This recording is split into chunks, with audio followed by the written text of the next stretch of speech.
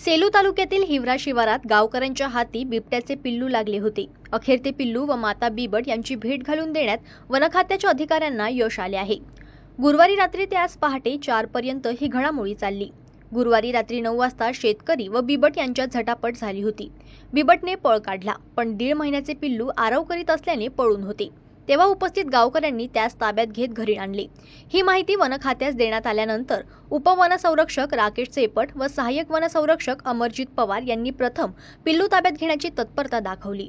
ताब्यात घेतल्यावर हे पिल्लू तापाने ग्रस्त असल्याचे तसेच एका डोळ्यात जखम झाली असल्याचे दिसून आले। त्यास वर्धेत आणून आशिष गोस्वामी यांच्या करुणाश्रम या पशु आश्रमात ठेवण्यात आले। उपचार झालेत। पिल्ल्याची चांगली अवस्था पाहून त्यास जंगलात त्याच्या मातेकडे सुपूर्द करण्याचे ठरले।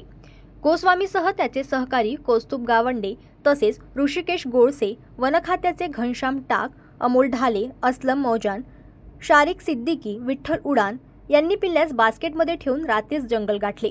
ठराविक ठिकाणी ती बास्केट ठेवण्यात आली आणि ही रेस्क्यू चमू ताटकळत मादा बिबटची वाट बघू लागली। अक्षय आक्षे हे जंगलात तळ ठोकून होते। ब्युरो रिपोर्ट, जनमत लाईव्ह न्यूज, नागपूर।